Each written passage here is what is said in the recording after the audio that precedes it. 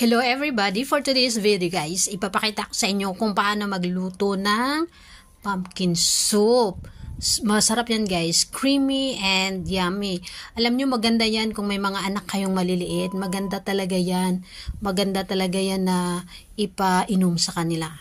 So ito yun guys, ginisa natin yung pumpkin or kalabasa sa sibuyas. So ayan.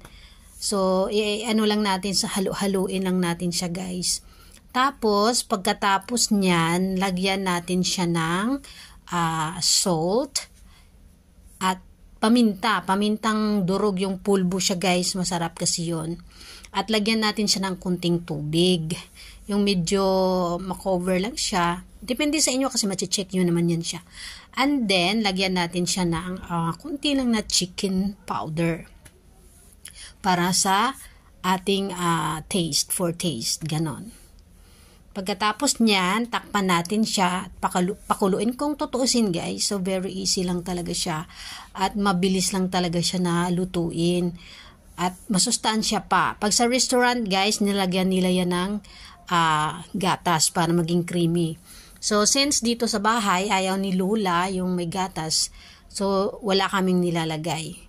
So, ayan, takpan natin siya guys hanggang sa kumulo. Tapos, mamaya ilagay natin siya sa blender.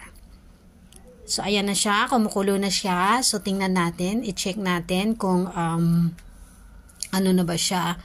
Kung ano ba yun? Malambot.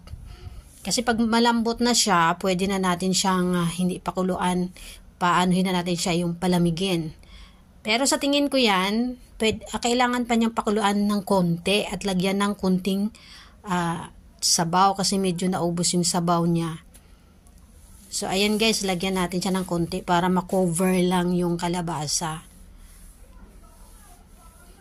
Ayan guys, nilagyan natin siya ng tubig. So, i-check natin siya kung ano siya, kung malambot na. Yan kasi, pinakulo ulit ng konti para lumambot pa uli siya. So, nung chinek na, okay na siya, malambot na siya. So, wag nyo palang kalimutan na haluin kasi baka didikit yung kalabasa natin sa kawali at masunog at yung maapektuhan yung lasa. So, ayan na guys. At pinalamig na natin siya. Wag nyong takpan para madaling lumamig. So, nung lumamig na siya, ilagay na natin siya sa blender or food processor kung meron kayo. Blender pwede din naman. Kasi maano yan malambot naman yan. So, tiyakin nyo lang guys na hindi na siya mainit. Kasi baka